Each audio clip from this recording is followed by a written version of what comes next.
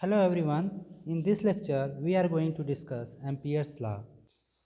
In electrostatics case, we have seen that electric field due to a static charge at some distance r is given by Coulomb's law. So your Coulomb's law is E is equal to 1 by 4 pi epsilon 0 into q by r square, and the direction of this field is along r cap. So this is the Coulomb's law, and using the Coulomb's law we have already derived the Gauss law.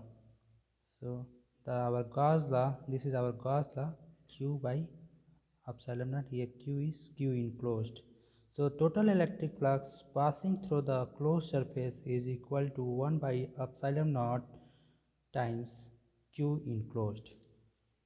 Now when the charges flow, it becomes current. So a current carrying wire produces a magnetic field. So we have already discussed in the previous class that if I current is flowing in a wire, then if you take a very infinitesimal length element dl prime, then at r distance from this length element of current will produce the magnetic field at this point P, and it will be equal to dB is equal to mu 0 4 pi I dl prime cross r cap by r square. So this law is called Biot-Savart law. We have already discussed. I am just repeating. Okay. So this is the Biot-Savart law, which tells you that magnetic field due to a current element at point P will be this much. Means it will be equal to mu 0 by 4 pi I dl prime cross r cap divided by r square. And if you want to calculate the total magnetic field due to the entire length of wire, you just need to integrate it. So if you will integrate, you will get the total magnetic field. So you need to just integrate along the entire length of wire. So if you will do this, you will get the expression mu 0 I by 4 pi dl prime cross r cap divided by r square. So this is your Biot-Savart law. Okay, this is your Biot-Savart law. So in the previous classes, we have also solved one problem of current carrying wire of a infinite length. So we have taken the wire uh, in which I current is flowing, and the length of wire is very long, and we have calculated the magnetic field at distance s. So the magnetic field due to a long straight wire at distance s that we have already calculated will be equal to mu 0 I by 2 pi s, and its direction will be along phi cap. Okay. So this is your magnetic field at distance s from a very long straight wire. So this is very important result. I will use this result to establish the Ampere's law. So this is your magnetic field. So this is your magnetic field of an infinitely long straight wire at distance s from the wire. So if you see that the magnetic field of a very long straight wire at distance s have the direction along phi cap, it seems that it has some curl. So this is our magnetic field, and direction of magnetic field is along phi cap. This magnetic field is due to the current carrying wire. So at this point, the direction of magnetic field is along this direction. So if you consider the cylindrical coordinate, then the direction will be along phi cap. So what is phi? Phi is your azimuthal angle in the cylindrical coordinate system, and phi cap is the direction where phi increases. If you you know that in cylindrical coordinate system you know need three variables s, phi and z to describe the position of any point. Okay, to describe any position in space you need s, phi and z. So what is s? S is the distance from z axis, phi is the your azimuthal angle, this is your azimuthal angle, and z is the distance of this point along z axis.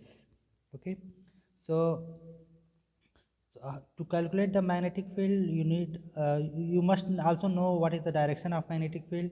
So the direction can also be evaluated, can be find out by using your right hand rule. If you put your thumb along the direction of current carrying wire, and then your fingers will point the direction of magnetic field. So using the right hand rule you can also tell the direction of magnetic field. So you see that since the magnetic field varies along the phi cap, it seems that it has some curl. Okay, now let's see how much curl have the magnetic field. So in order to find out the curl, we can evaluate the magnetic field along a closed path. Okay, so let's assume that I current is flowing, and let's consider a path around this wire, and suppose that at s distance, yes, at this point is at s distance, and take an infinitesimal length element dl. Okay, this dl is your infinitesimal length element and direction of dl is along this.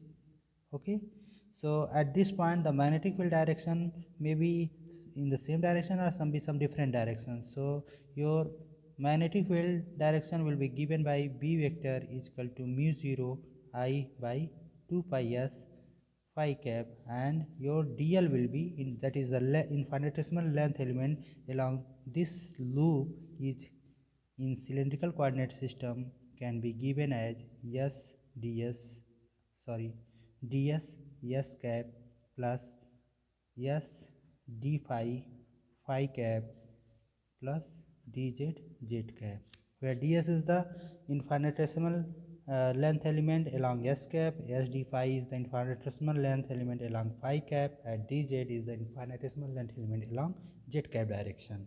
So the infinitesimal length element along any arbitrary direction can be given by the combination of all these elements. So your dl is basically this term. So in order to evaluate the line integral along this given path, along this path, let's calculate b dot dl. Okay, so what I am going to do, I am going to do the line integral of magnetic field along this given path. I am going to calculate the line integral of this magnetic field along the given path. So what is your we have both b and dl. Okay, so what is your b? Let's put here. So b is mu 0 I by 2 pi s, and it is phi cap. Okay, and we have to take the dot product with dl. What is dl? Dl is your ds s cap s d phi phi cap dz z cap.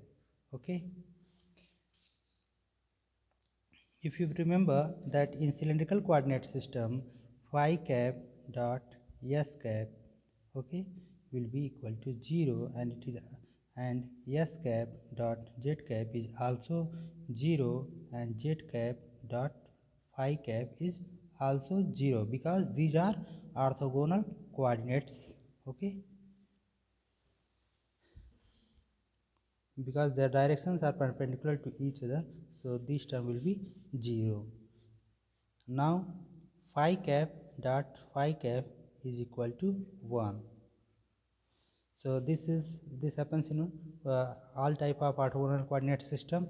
So cylindrical coordinate system is also an orthogonal coordinate system. So here this relation will follow. So if you will do this, you will find your b dot dl. Okay, your b dot dl is equal to mu 0 I by 2 pi s s d phi. Okay, so s and s will cancel each other, and you will get, let's since mu 0 I and 2 pi are almost constant, so you can take it out, does not depend upon phi, so you can take it out and you have only d phi. Okay, and you know that in cylindrical coordinate system, phi varies from phi is equal to 0 to 2 pi. Okay, so your limit will be 0 to 2 pi. If you evaluate this integral, you will get only this term mu 0 I.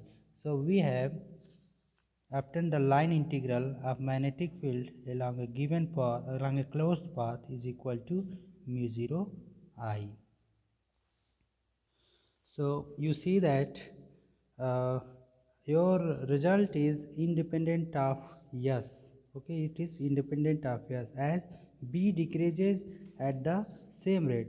No? B decreases at the same rate as at which the circumference increases. So far we have seen that line integral along any closed path due to a single wire is equal to mu 0 I. Now let's assume that instead of a single wire we have a bundle of wires. What I want to say, if I have a bundle of straight wires like this, okay, this may be possible. So suppose this is your I1 current is flowing in this wire, I2 current is flowing in this wire, I3 is flowing in this wire, and I4 is flowing in this wire. So in this case, if you consider a loop which encloses all these wires, and if you are interested to calculate the line integral of magnetic field along this path, okay, so first you need to calculate the magnetic field due to all these wires. So the magnetic field due to all these wires, since the magnetic field is a vector quantity, the magnetic field due to all these wires, suppose there are n wires, so you can say that the magnetic field will be given by the principle of superposition, and so the resultant magnetic field will be at these wire will be given by B2, B3. Suppose there is one wires, okay. So when you take the line integral of magnetic field along this part, means you are considering the resultant magnetic field. Okay. So now let's see here. So if you take the B1 line integral of magnetic field to wire 1 dl B1 dot dl. Okay, if your loop is same, so B1 dot dl, okay, is equal to mu 0 I1. If I1 is the current curving in this part and I1 produces the magnetic field uh, B1, then the B1 dot dl will be equal to mu 0 I1. Similarly, the line integral due to the all other paths which will be given by mu 0 I2 and so on. Okay, so the resultant so the magnetic field due to B dot the resultant magnetic field along this loop line integral can be given by B1 plus B2 dot up to Bn dot dl. Okay, so you may write it B1 dot dl1 plus B2 dot dl2 plus B3, let's B3 dot dl3 and up to n Bn dot dl. So you know that B1 dot dl1 from our previous that this will be equal to mu 0 I1. So first term will give you mu 0 I1, second will give you mu 0 I2. We have just calculated now that line integral of magnetic field along a closed loop is equal to mu 0 I. So each wire will contribute mu 0 times the current flowing in that wire. So in this way you can write mu 0 In. So you can write mu 0 I1 plus I2 plus I3 dot dot dot In, or simply you can say that B dot dl is equal to mu 0 I enclosed. So the line integral along a closed path which encloses some current is equal to mu 0 times of the current enclosed by that loop. Okay, so if this is the loop and it encloses current I1 I plus I2 plus I3 plus I4, then in that case the line integral will be equal to mu 0 times I enclosed. So what is I enclosed? I enclosed stands for the total current enclosed by the integration path. Okay, if the flow, suppose if the flow of charge is represented by volume current density, means there may be case where current is flowing over a thick wire over some volume, and if you want to calculate, okay, line integral along this integration path, so you can use this expression, but in this case your I enclosed will be given by, if uh, current density is J along this wire along, so you can give J dot total current I enclosed will be equal to J dot dA. Okay, so in that case your Ampere's law take the form curl of B. Your line integral will take the form for continuous distribution of current J dot dA mu 0. Okay, now we'll do some mathematics here. So you know that this is over a line and this side is over the surface. Okay, so you can use here the curl theorem. The curl theorem converts the path integral into the surface integral. If you apply the curl theorem, you can write left hand side as curl of B dot dA vector. So your integration has been converted over the surface, mu 0 J vector dot dA vector. So now you can equate the integrand on both sides and you will get curl of B is equal to mu 0 J. So from this relation you can say that magnetic field have a finite curl. If there is some current distribution, then there will be a magnetic field, and this magnetic field have some curl, means magnetic field have some non-zero curl. So this is very important relation and it is called Ampere's law. This is called Ampere's law.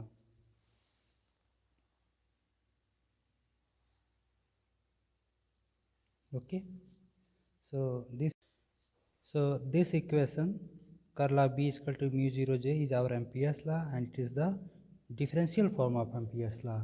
You can write this equation in integral form also as B dot integration of B dot dl along a closed loop is equal to mu 0 I enclosed. If the current is distributed over some volume and it is defined by a volume current density, then the I enclosed will be equal to J integration of J dot dA. So in that case your Ampere's law looks like that. Okay, so this is all how we arrived up to the Ampere's law using the Biot-Savart law. Now I would like to discuss one simple problem for using Ampere's law. So we have already dealt this problem. The problem is find the magnetic field or distance S from a long straight wire carrying steady current. So this is a long straight wire and you have to find the magnetic field at a distance S. Okay, you have to find the magnetic field at this point which is at S distance and I current is flowing. So we have already solved this problem in the previous lectures using the Biot-Savart law, but here I would like to solve this problem using Ampere's law. So expression for Ampere's law is in integral form is this. Okay, So here you have to take the line integral of a magnetic field along any closed loop. Now let's consider a Amperian loop of radius s. Okay, if you consider the Amperian loop of radius s, then uh, then the magnetic field, magnitude of magnetic field at this boundary, at every point of this loop will be same. Why this is same? Because of the symmetry. So this point is similar to the point at this side. Only difference will be if the magnetic field direction is along this direction. So here at this point the magnetic field will be in opposite direction, but the magnitude will be same. Now you can find out the direction of magnetic field by right hand rule. So by right hand rule, just that is, if you point your thumb in the direction of current, then the direction of your fingers point the direction of magnetic field. So in cylindrical geometry, the direction of magnetic field using the right hand rule will be along phi cap. So you can write it as B, in place of B, as magnitude of B and the direction phi cap. And you know dl, what is the length element? Length element on this loop will be given by ds s cap s uh, d phi cap and dz z cap. Okay, since phi s and z are orthogonal coordinates, so phi dot s cap will be 0, phi dot z cap will be 0. So only term that will be left, will be b phi cap dot s phi cap d phi. Okay, so phi cap dot phi cap will be equal to 1. So you can write it as b is the constant magnitude, so it will be come out of the integral, and inside you have s phi dot phi is equal to 1 d phi. Okay, mu 0 I. So s is also constant because this integration is over azimuthal angle phi, so you can write b s phi is your limit from 0 to 2 pi. So if you integrate this, you will get 2 pi, and this is mu 0 I. So your magnitude will be equal to mu 0 I by 2 pi s. And if you want to include a direction, so you need to add a direction using a right hand rule, and this will point the direction along phi cap. So you see that in this way, using the Ampere's law, we have obtained the same expression of magnetic field of a long straight wire. Okay, so now let's stop here. So now we will calculate the divergence of B. So if you remember, in the case of electrostatics, we have calculated both the divergence and curl of electric field. So the divergence of electric field is equal to rho by epsilon 0, and the curl of E is equal to 0. So this tells us that the electric field have the finite divergence and electric field have zero curl. So this is especially for the case of electrostatics.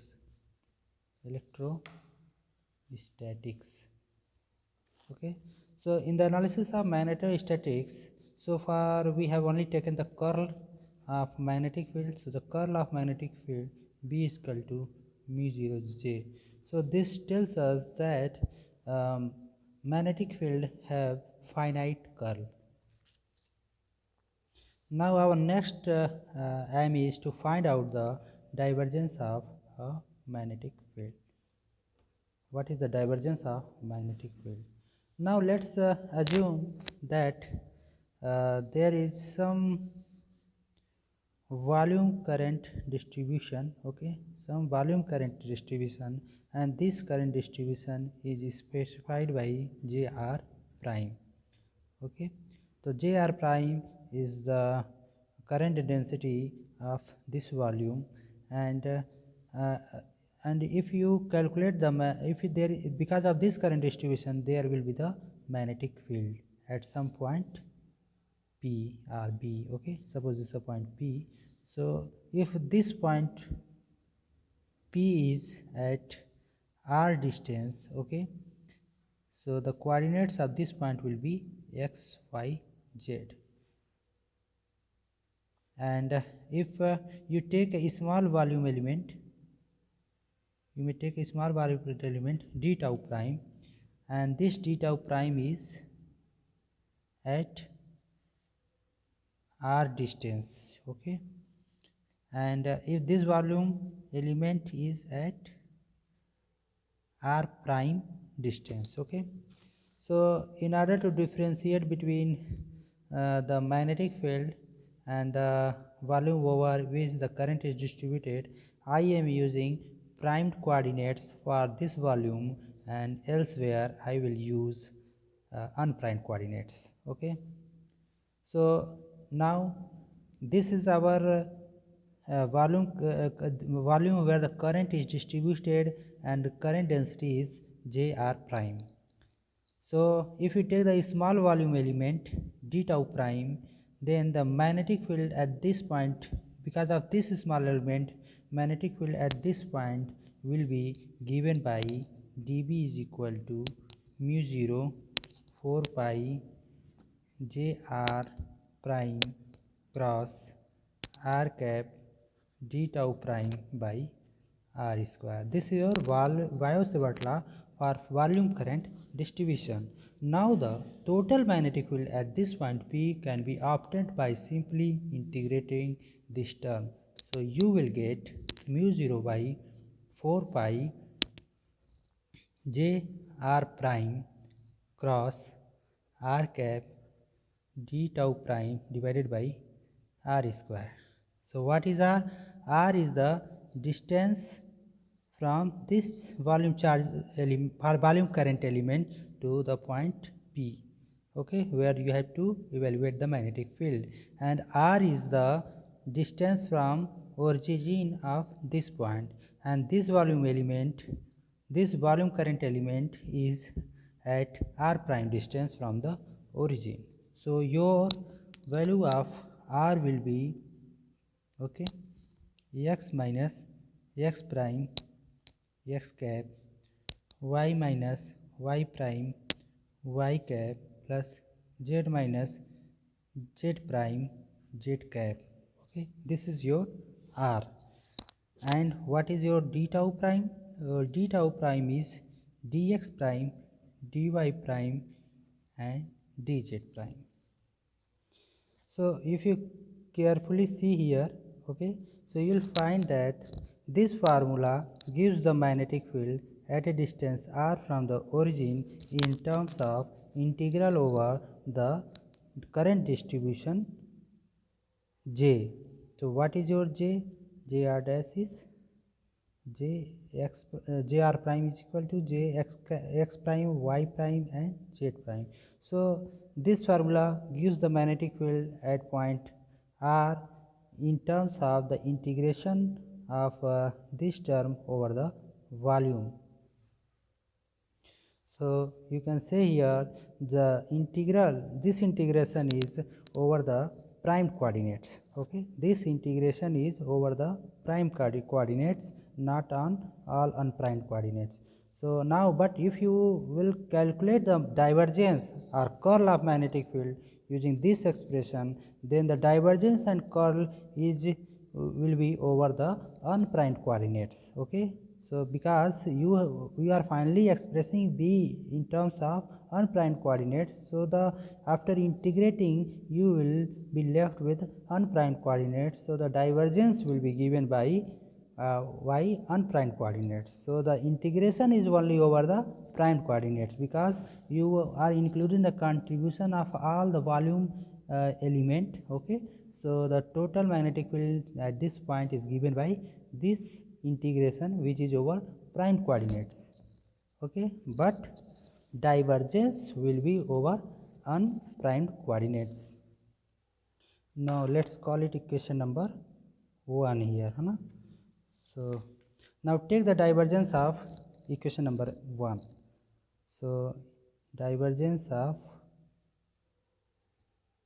equation number 1. So after doing this, you will find divergence of B is equal to mu 0 by 4 pi integration over divergence of J cross r cap by r square. You can write like this. Okay, and this is over the prime value d tau dash. Let's call it equation number 2. Now we have formulated our problem. Now we have to just use the mathematics to simplify it further.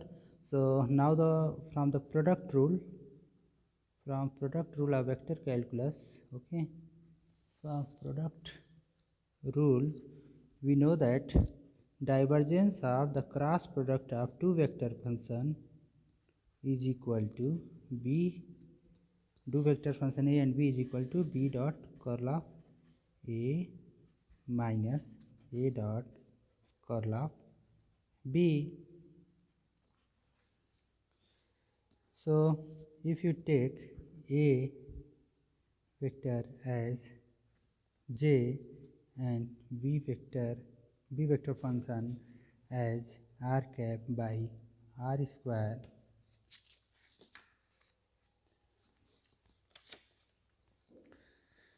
so you will get the expression divergence of j cross r cap by r square is equal to r cap by r square dot curl of j, okay, minus j dot curl of r cap by r square. So I have already told you that divergence and curl is over unprimed coordinates, whereas the integration of this term is over the primed coordinates. So curl of j, since the curl is over primed coordinates, curl is over unprimed coordinates, and j depends only on the primed coordinates. So the curl of j is equal to 0. Okay, since j does not depend upon the primed coordinates, so this term will be equal to 0. Now you will be left only with j cross r cap by r square is equal to minus j dot del cross r cap by r square. Now you can solve this. So we need to evaluate this curl of r cap by r square. Okay, so how will you do this? We can obtain this. So we need to evaluate only this term. So if you see the what is r is the difference between this to this. So you may transfer your coordinate from change the coordinate from this place to this place by adding some values, fixed values to this term. Okay, so finally this will not affect your result. So this will be equivalent to curl of r cap by r square. Okay, so you may transfer your coordinates in such a way. Suppose this is your original coordinates, and if you may transfer your coordinates so that your origin shifts from here to here, in that case